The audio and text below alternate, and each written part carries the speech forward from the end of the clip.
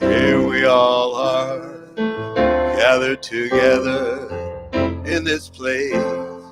Why are we here? What is our purpose? What is His will? How do we know what's true and what's real?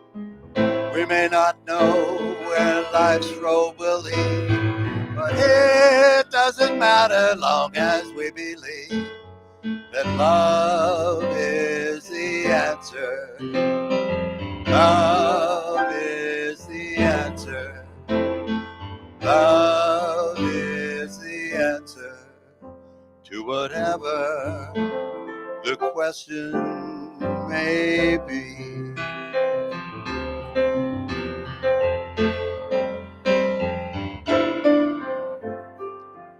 What's going on in this world today?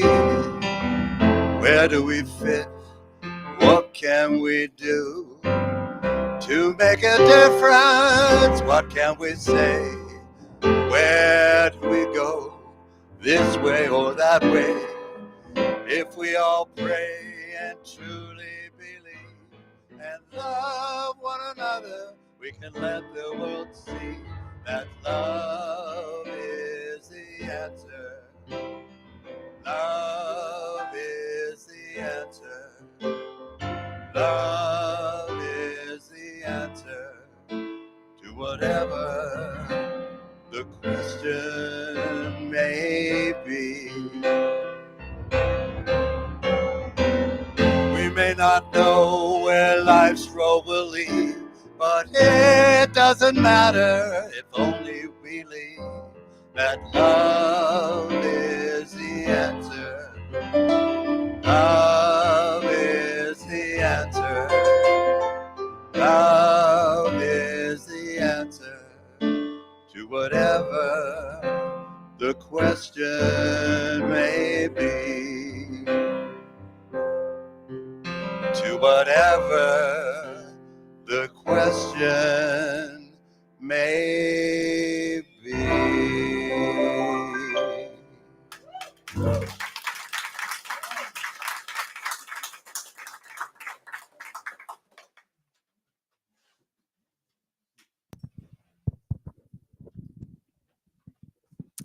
Hello, and welcome to Unity Vancouver Island. My name is Don Giberson. Morning, Don. Good morning, Ken. And it's my honor to serve as your platform assistant this morning. We want to start by acknowledging that we are meeting on the sacred and ancestral lands of the Snuneymuxw First Nation. And wherever you may be joining us, there's a good chance that those lands that you are on are also sacred and ancestral lands. So we give thanks to the Coast Salish people who have protected and cared for these lands since time immemorial. Haichka.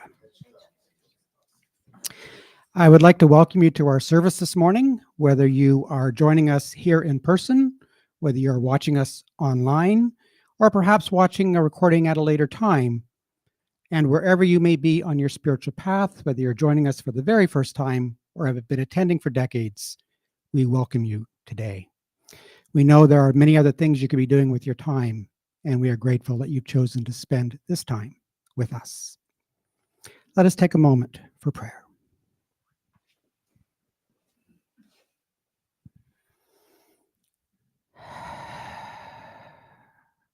as we get still, we allow our attention to move within.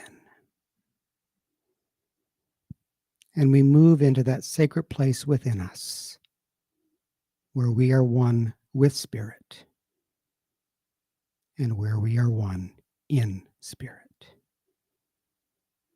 We know and we affirm that each of us is here today by divine appointment. And we open ourselves to whatever is ours to hear, whatever is ours to say, whatever is ours to experience, whatever is ours to see. We are open to this time being a blessed time together. Thank you, Spirit. Thank you, Spirit. Thank you, Spirit. And so it is. Amen.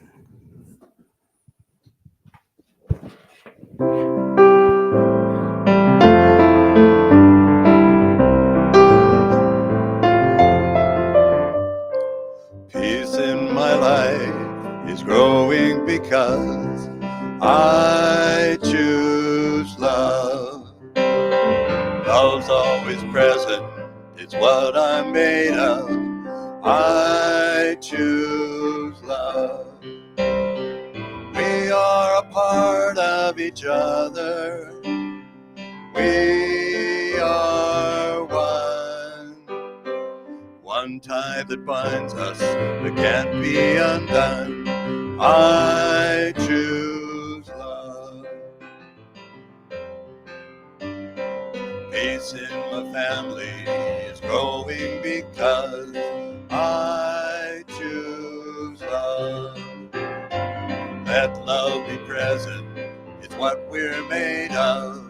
I choose love. We are a part of each other. We are one. One loving family, sharing one son.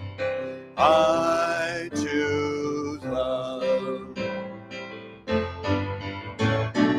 Let love the planet is growing because I choose love. Let love be present is what we're made of.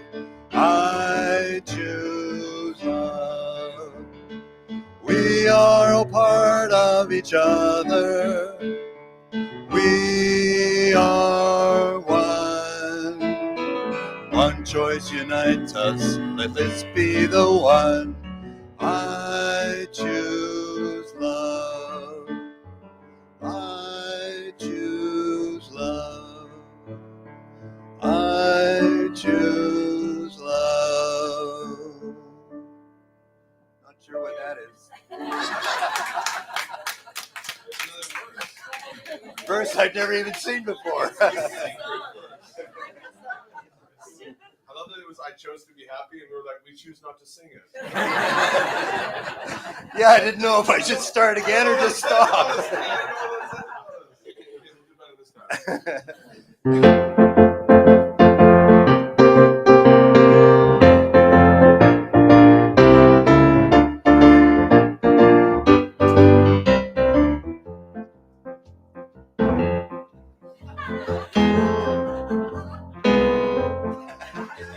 I am the radiant life of God. I am, I am, I am. I am the radiant life of God. I am, I am, I am. The health of God, the strength of God, vitality, energy, vim of God. I am the radiant life of God. I am, I am, I am. I am the wonderful love of God. I am, I am, I am. I am the wonderful love of God. I am, I am, I am. The peace of God, the joy of God, serenity, harmony, rhythm of God. I am the wonderful love of God. I am, I am, I am. I am the wisdom and power of God. I am, I am, I am. I am the wisdom and power of God. I am, I am, I am. The light of God, success of God, the rapid strength of God. I am the wisdom and power of God. I am, I am, I am.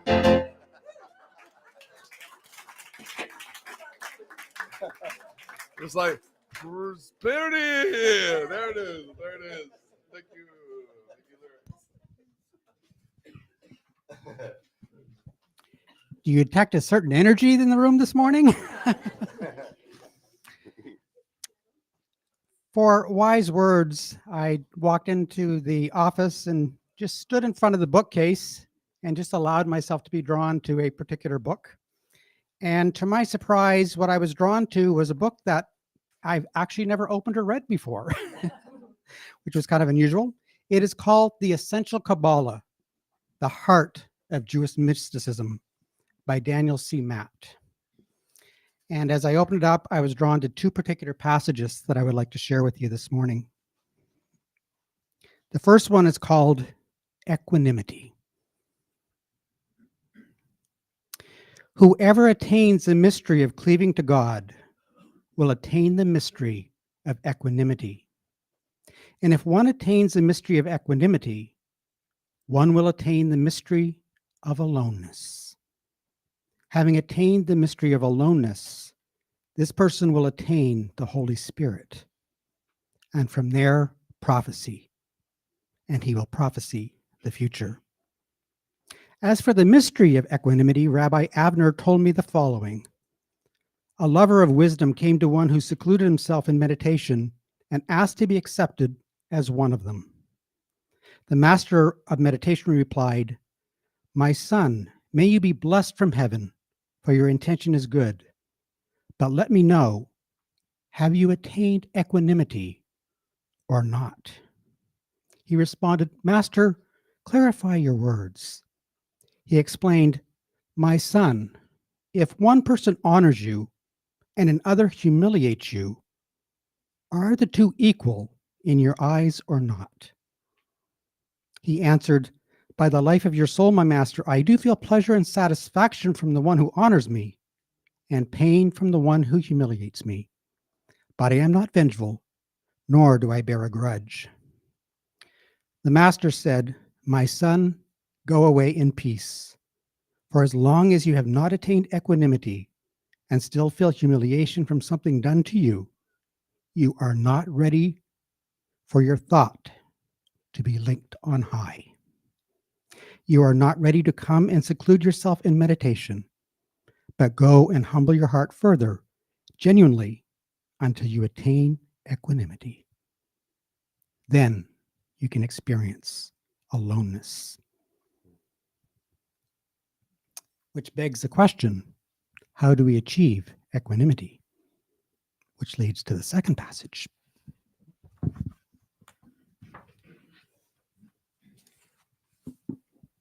And this one is called The Old Man and the Ravishing Beauty. An old man who was a donkey driver was speaking to a small group of people. And he said, "Human beings are so confused in their minds. They do not see the way of truth in Torah. She calls out to them every day in love, but they do not want to turn their heads.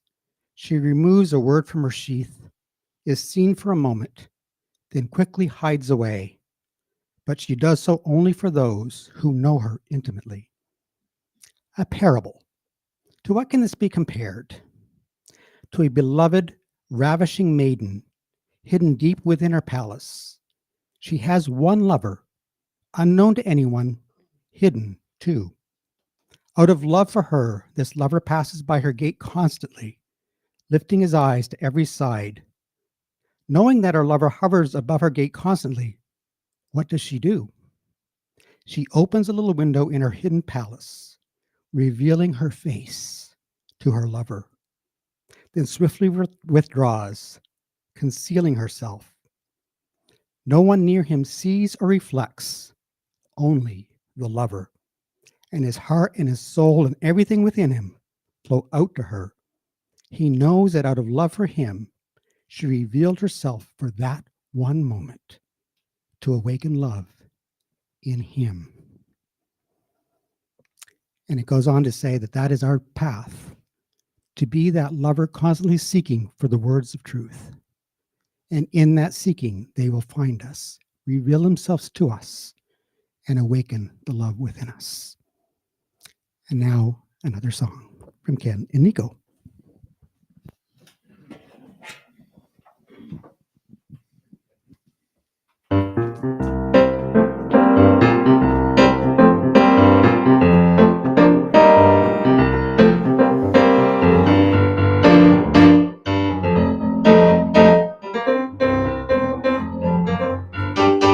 I am alive. I am alive in this world. In this world. I am alive. I am alive in this world. In this world. This is a place. This is a time. Let it shine. Let it shine. I see the joy. I see the joy in this world. In this world. I see the joy. I see the joy in this world. In this world.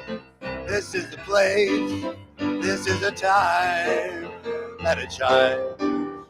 Let it shine. I'm living love every day. I'm living love every day. I'm living love every day. Spreading peace along the way. Right time, right place. Living love every day. I am alive. I am alive in this world. In this world. I am alive. I am alive in this world. In this world. This is the time. This is the place. Let it shine. Let it shine. This is the place. This is the time. Let it shine. Let it shine.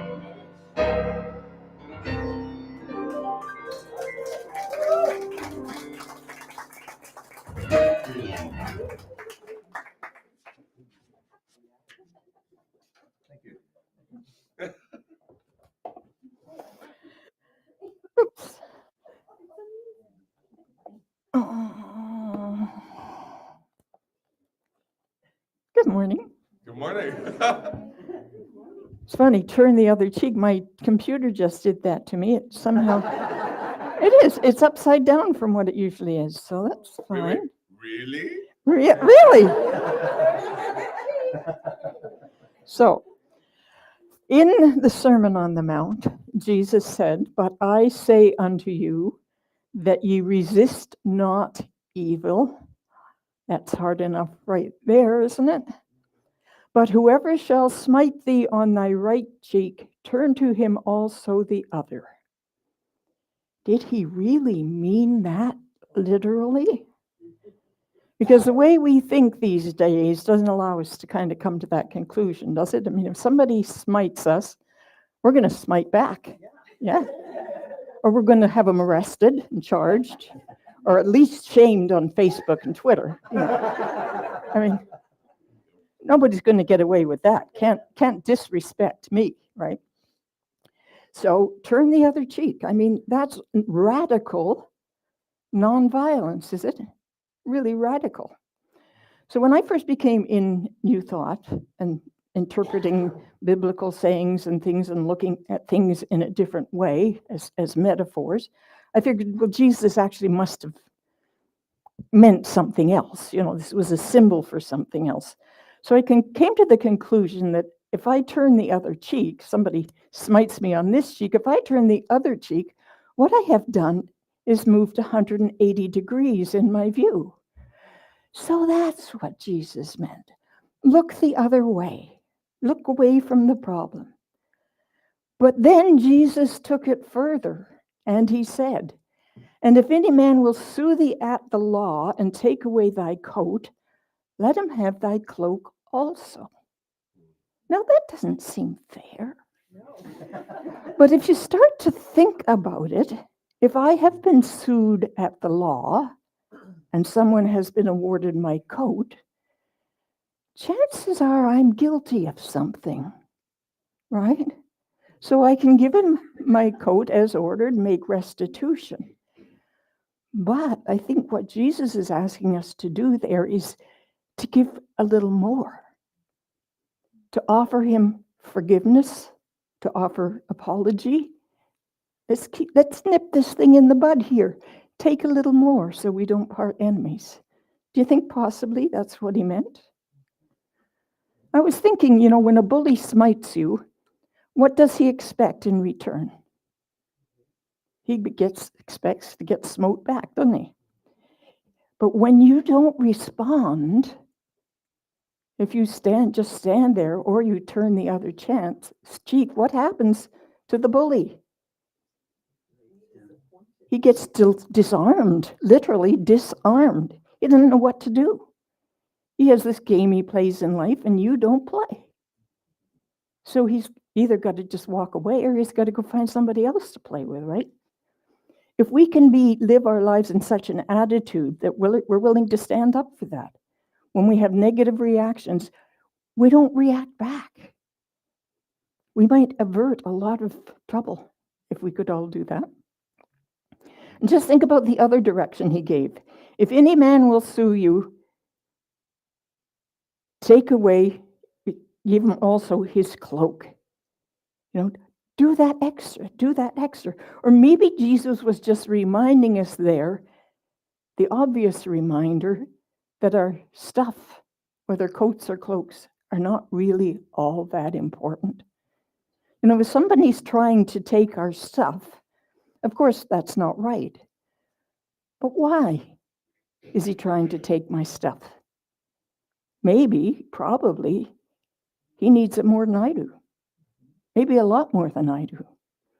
Or even if he doesn't really need this stuff, maybe he needs the recognition and the respect.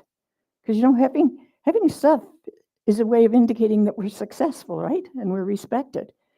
Maybe he's never had that. And what if the only way you knew how to make yourself respected and honored was to have stuff? And what if you didn't know how to get stuff? The only way you could figure out how to get stuff would be to take somebody else's. What if we reacted differently? What if we looked at this person and said, you know what? I don't really need all this. If you need some, I'm happy to share some. Would the world be a little different if we all stopped reacting to the negativity around us by being negative back? Because a reaction always causes a reaction and another reaction and another reaction. What if we took every opportunity we could to switch direction instead of reacting? Start a positive chain reaction. What if we took, as the Course in Miracles says, take every opportunity you can to forgive?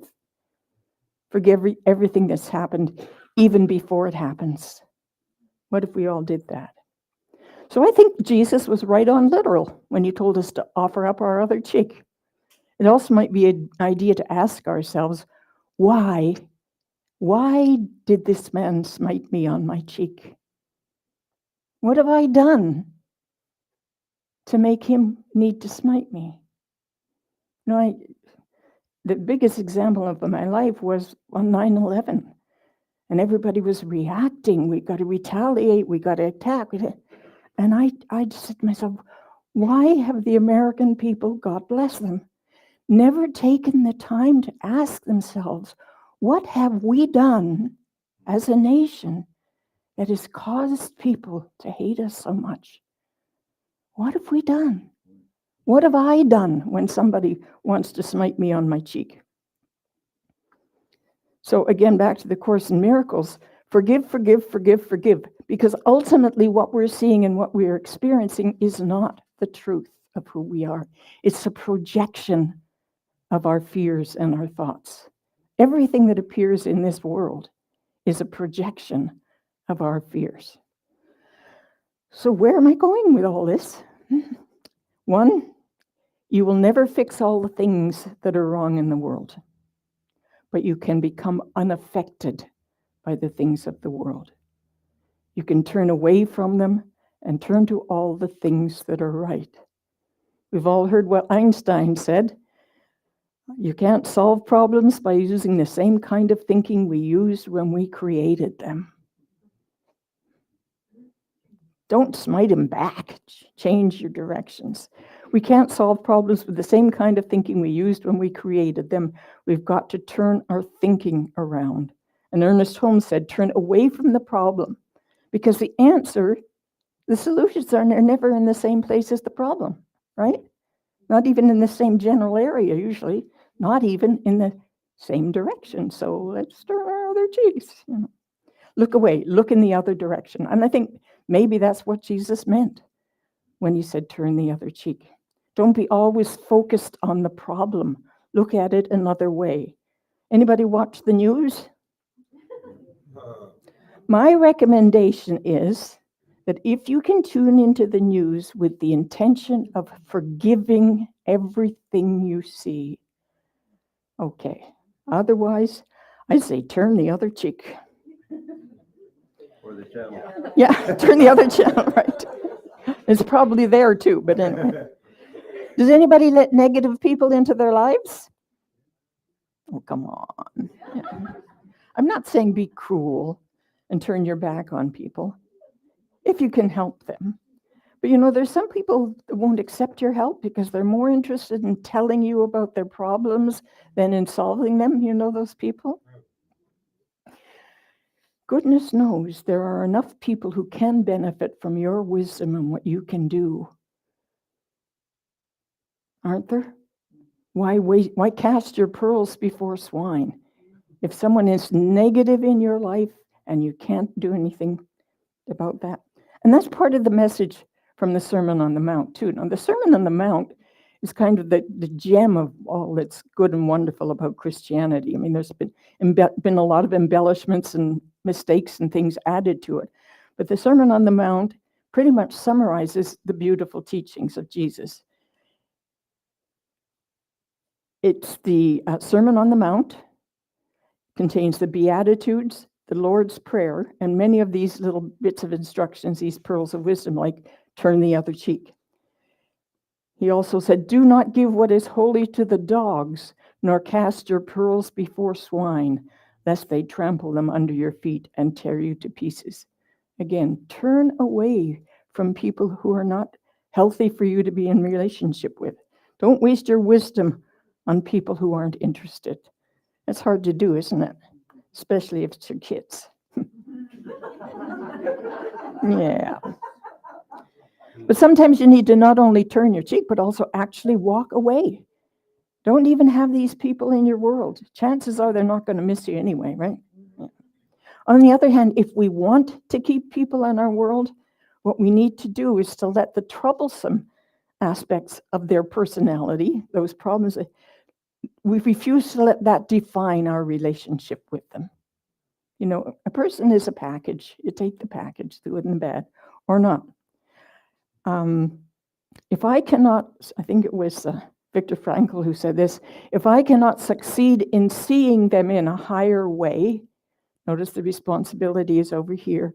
If I cannot succeed in seeing them in a higher way, I release my attachment to them. Sometimes when we get so attached to what is wrong with the other person, it's like a magnet keeping them glued to our side. Do you have anybody that you're trying to save? You take them everywhere with you? Yeah. So don't kick people out of your life. Just if you release attachment, they will disappear. Right? If somebody is bothering me, I'm attached. So if I release my resistance, they no longer persist, because resistance causes persistence. We all know that. Carl Jung, I think it was, who said that first. But that's totally consistent with Unity's teaching. We attract into our lives that which we focus our attention upon. Yes? Actually, some people say we don't attract circumstances to us. We attract ourselves to the circumstances. Murphy's Law. Anything that can go wrong will go wrong, right?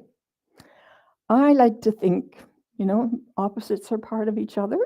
So if that's true, the opposite could also be true. And that is, anything that can go right will go right. What if it all goes right? When was the last time you said that about somebody? You know, your kid comes to you with this plan, they're going to do, I'm going to be an airline pilot, or I'm going to do this, or I'm going to build. What do? Well, that's really hard to do. You know, you got just prepare yourself. You know, what if we just said, wow, I can see that kid go for it. I know it'll all go right for you. So the negative interpretation of Murphy's Law is useful. It keeps us on our toes. It keeps us alert against failures and breakdowns, so we're prepared for that. And it's a good thing to be prepared for negative events, but it's an even better thing to be prepared for positive events, isn't it? Remember, anything that can go right will go right. What a remarkable thought. So when we have a negative event, we go through a process with it. I call it the negative event process. What we do is, the first thing is we notice something's wrong. Well, we notice. The first thing happens is something's wrong. The second thing that happens is we notice something's wrong. And then so we take action to stop it, to minimize the damage or loss. Hey, wait just a minute there. Then we take action to correct it. Then we clean up any mess. And then we make a plan to do it better next time. Yes? All too often when something goes right, we just have a beer or we don't notice it at all, right? We don't take notes of how did I do that? We do nothing. We just go on. So the positive event process should be similar to the negative one. Should be documented and remembered, yes? Something goes right. Oh, hey, look, good. This is going right. Then we take action to keep that going right, to preserve that process. And then we use that to see how can we do more? How can we gain more from this? More production of things going right. The positive side of Murphy's Law means we should develop a contingency plan for positive occurrences as well as negative. Are you prepared in case something good happens? It's a simple and basic truth that in the process of self-improvement, personal transformation, achieving our goals, or just plain living, the more we struggle against the various obstacles in our way, the stronger they become. Yes, have you noticed that? And the more difficult to overcome. Again, resistance causes persistence, right? And whether that is true, whether it's something outside, other people doing something to it, so weather doing something to us, God punishing us, whatever it is, or whether it's our inner block thought patterns and habit patterns, it's the same thing. The more we resist it, the more it persists. That's why things like the war on drugs, the struggle against injustice, the war on terrorism, they're all doomed to failure, so long as this is the context and framework through which we perceive and approach them. Why should that be so? Why should fighting against something only serve to further empower it? Well, because of the fact that what we are, at our most fundamental level, we are creators. We are creative beings, right? Whether we know it or not, whether we're aware of it or not, whether we acknowledge it or not, whether we believe it or not, human beings are constantly creating everything in our lives. We're using our creative ability in every moment of every day, for good or for ill. This is the wonderful thing about humans, or the terrible thing about humans, that magic of we are creating what we're thinking about and focusing on. So we're giving them attention and creating and recreating that which we are resisting. So I think Jesus really meant it when he said, turn the other cheek. Because it not only changes you, it changes the aggressor. You know, if you participate willingly in the cheek smiting, you're no longer a victim. You're a participant. It's up to you. Sounds outrageous, but it's a complete reversal of our normal response of revenge and retaliation, isn't it? So tell me, is retaliation working? Has retaliation ever worked? What do we got to lose? And speaking of victimhood, in Unity, we talk about the 4 V's of our awakening journey. So we move, first of all, from the victim, that is, they're doing it to me again. We move from victim to victor. I have overcome. I have overcome. Yay, I win. The thing is, if you declare yourself a victor, you're implying that there's something that you need to be victorious over. Something wrong with the world. It's evil. It needs to be overcome. So victor's a step up. But if we suspend judgment about the world and each other, we allow the world to be what it is, and we become a vessel for the unfolding of good in our world. And then finally, we move from vessel consciousness to verity consciousness or truth consciousness, when we have the realization that everything is actually as it's supposed to be. At this moment, it can't be any different from the way it is. And so it's perfect. We just allow it to be.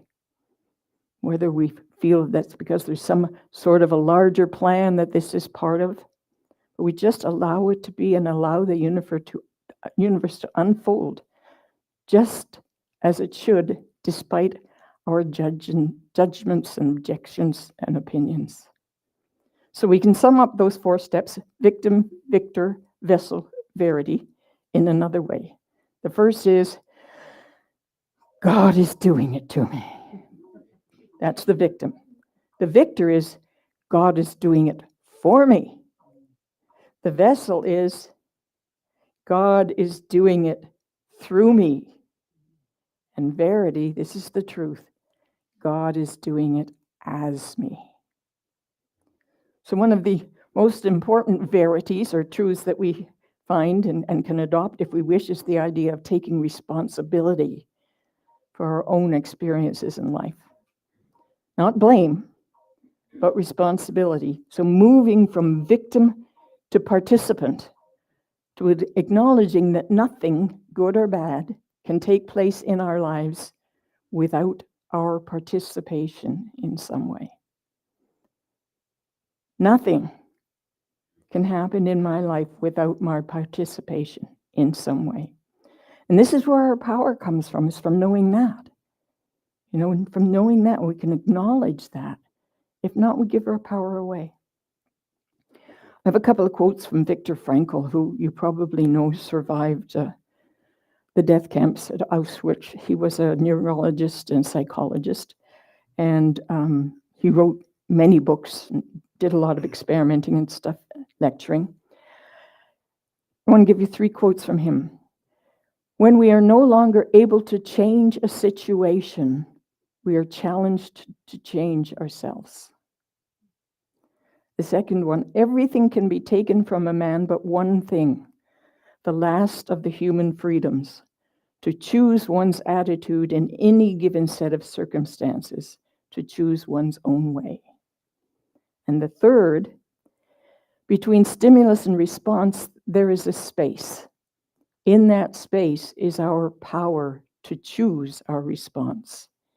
In our response lies our growth and our freedom. An amazing man. He did some research back in the 70s with university-age students, and the premise going in was that most students in that age bracket, their primary concern, they're getting an education, and the reason for that is they want to make a lot of money. It seems reasonable, doesn't it? The results of this experiment show that for 78% of the students, the top category was to find life's purpose and meaning. They were concerned with finding meaning and purpose in their lives as evidence that the world still could turn away from materiality and seek deeper meaning.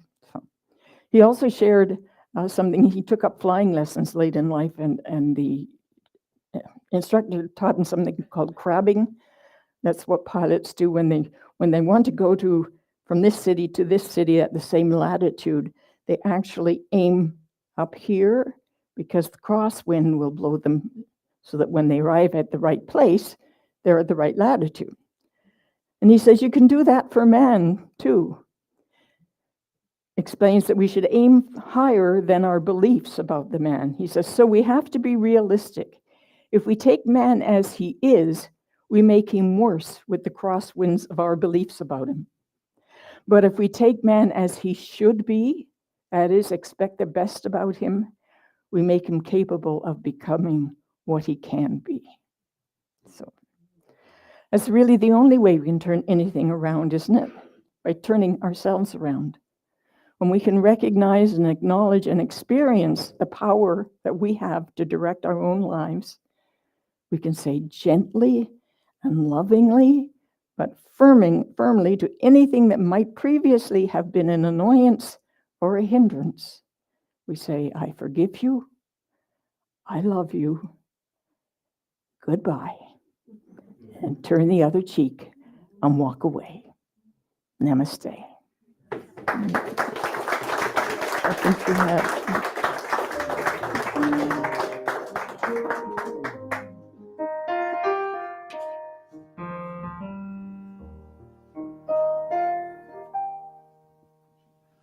In the silence there is peace. In the silence there is unspoken joy. In the silence there's release. From a world full of chaos and noise. So I wait for these precious moments when I hear all that could never be said, and right here in this holy silence, I find love, I find myself.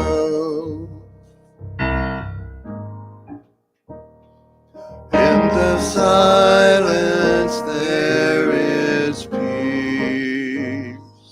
In the silence there is unspoken joy.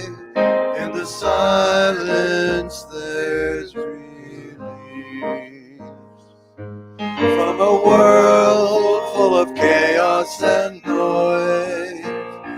So I wait for these precious moments when I hear all that could never be said, and right here in this holy silence I find love, I find God, I find myself.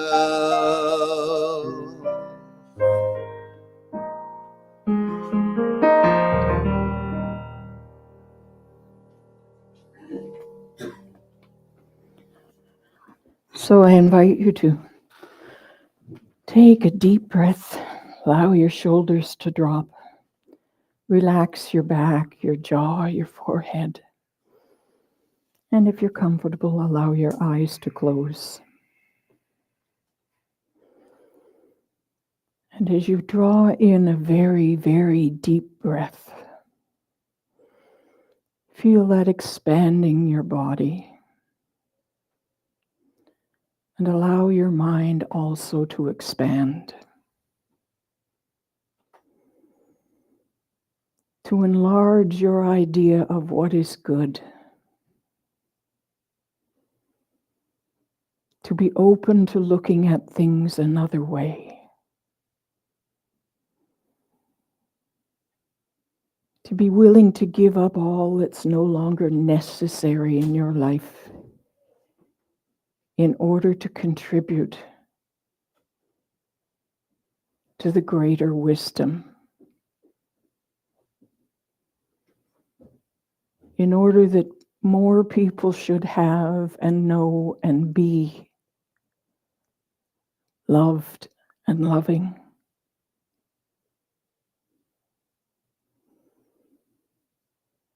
To widen your circle of what is acceptable.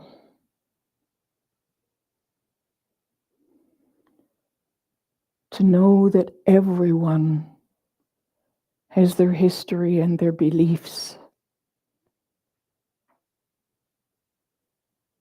and is doing the best they know how to do with what they have and know.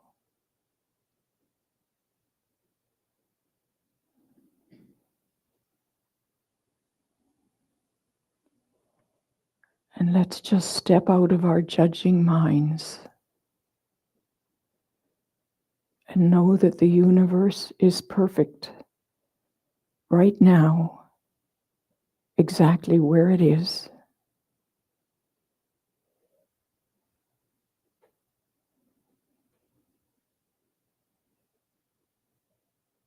And that every human is learning their perfect lesson now.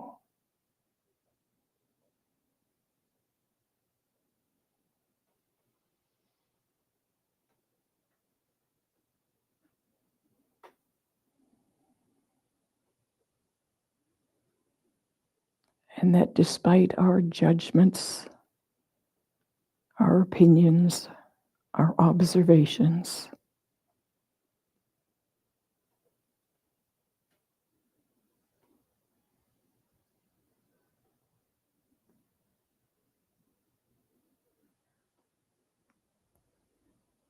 we know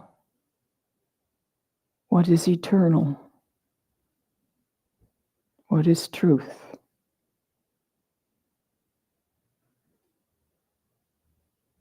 God is.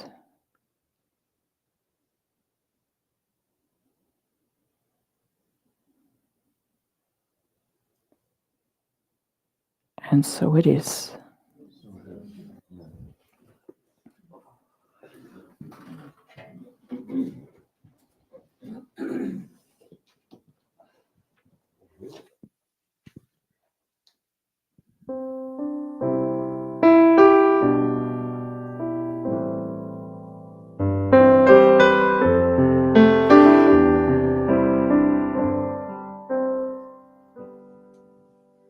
We are held in the hands of grace, forever safe in the arms of love.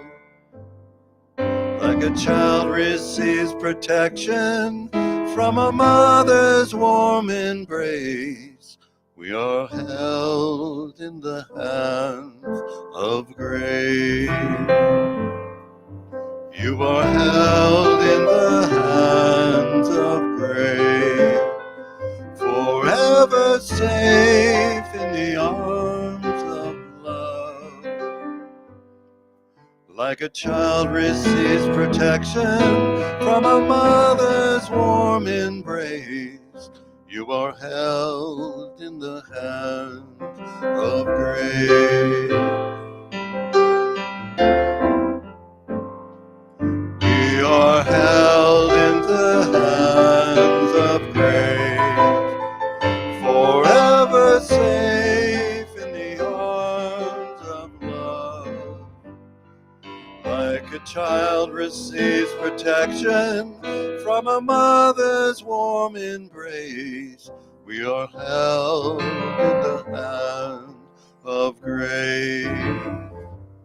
We are held in the hands of grace.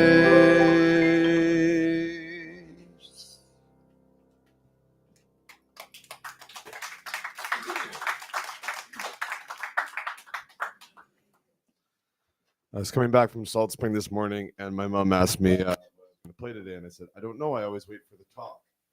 And it was a beautiful talk, as always. The person that I know in my life that best embodied that was my partner who passed away a few years back, Patrick Wesley. And I remember the story, and I'll try to keep it very brief. He was in Walmart. He's from Haida, Haida, he's a Haida man. He's in Walmart with my mom, and he's shopping. He loved Walmart because growing up in Haida, he never got to go to Walmart very often. So that was actually like a really cool thing, right? He's like, I'm in Walmart. And he was kind of a quiet dude, but he'd get excited about, little trinkets and whatnot. And my mom noticed that this person was following him, one of the Walmart employees. And this went on for a couple of minutes, and then finally my mom walked over and held his hand, and the employee walked away. And she went, Patrick, you're being followed. He's like, is that because you're Indigenous and this person is basically spying on you, like worried? And he goes, yep. No anger, no nothing. He goes, yep. And my mom was outraged. She said, well, that's racism. This is unacceptable. We have to go speak to this person. And he goes, happens all the time. And she's like, well, but it's not okay. And he goes, nope. It's not okay. And he's like, but look at this cool little thing I found. So it's like he wasn't gonna let, like, obviously there was a fight to be fought. But for him in that moment, he wasn't gonna let him ruin his day. He just kept playing with his toys. The other cheek. And the other cheek in a big way. Big way. So it's one of he was in a coma for many months, and my mom used to play the song for him, hoping that he would dance again. It's a song that we played last night, and I don't usually play without her, but thinking of him and the connection, I thought it might be appropriate. Also, it's a moon song, and it's Lunar New Year-ish, so there you go, a little serendipity. So we'll see how this works.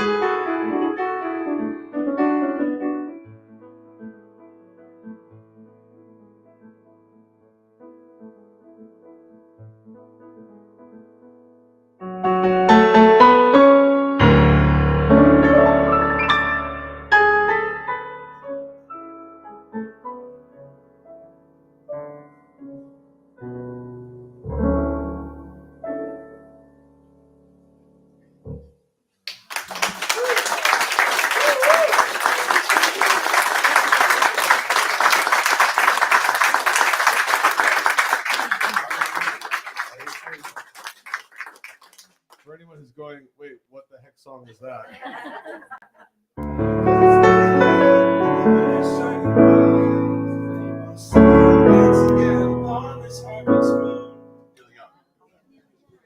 Oh, I should have prefaced that, but I thought, I want to keep doing your toes. Thank you, Nico. I had the opportunity to watch, my wife and I went and watched Nico perform when he was doing a Piano Heist a few weeks ago. And just sitting there in absolute awe as I was this morning at your mastery. And I remember hearing one time that if we want to learn a new skill, it takes about 1,000 hours to achieve competency and about 10,000 hours to achieve mastery. And as I watch Nico, I think it's probably like about 10, probably closer to 100,000 hours. I did the math once, and I don't want to ever do it again. But truly a master. Thank you. And Ken, thank you for your, yes.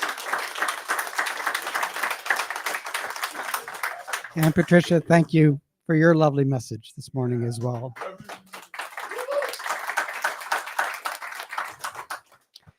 For some reason, as I was listening this morning, I thought about this person that I read this many, many years ago, but some little words of wisdom.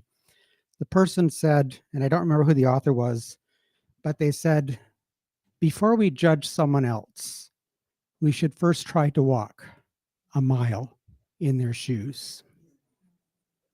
For then we will be a mile away and we will have their shoes. Yes.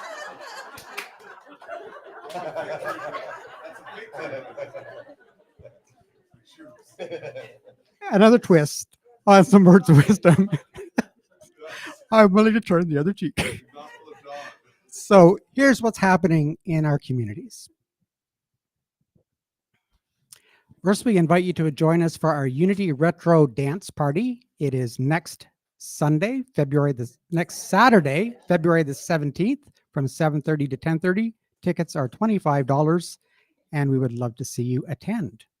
Yes. You can buy tickets today here, right? Yes. So right after Seagale, $25. Get your ticket now because it's coming up. I'm getting mine. Yes. And Josh's. And some upcoming in-person services in Victoria. Sunday service Sunday, February 18th at 10 a.m. And the speaker will be Reverend Lucia Kohat on the power of strength. And that's at the Oaklands Community Center. The Quantum Healing Meditation with L. DeVries will be the fourth Wednesday of each month at 6 p.m. And session number 1, Wednesday, February the 28th, and it's by donation, and everyone is welcome. In person here in Nanaimo. On Saturday, February 24th, will be the coldest night of the year walk with Iris Strong and her Unitix and Friends team. Good luck, Iris, on your walk. And I got to admire Iris. I was talking to her earlier and I said, are you getting all ready for your walk? And she said, it's just a little one. It's only 5 kilometers. It's like, I hope I have your energy and stamina when I'm your age. We also invite you to come together for a Lenten discussion, 40 days call of Let Go, Let God. It is Wednesdays, February 24th to March 27th from 2 to 3:30 p.m. Eastern Time. And it's using the Unity's Lent 2024 booklet. We also invite you to check out the episode number 16 of our podcast, of our Phoenix Rising podcast, The Inner Rebel in Me, with Reverend Amanda Pope. And our ongoing events here at Unity Vancouver Island in Nanaimo are seated Tai Chi Tuesdays at 10 a.m., Standard Tai Chi Wednesdays at 10 a.m., A Course in Miracles Thursdays at 10:30, Full Moon Circle women's group is at, is there a correction? 7 o'clock, not 3 o'clock. All right, so Sunday the 25th at 7 p.m., you heard it here first. And the last one that was up there as well, the Women of the New Moon Zoom group, and the dates to be announced. And now we invite the kids in to join us.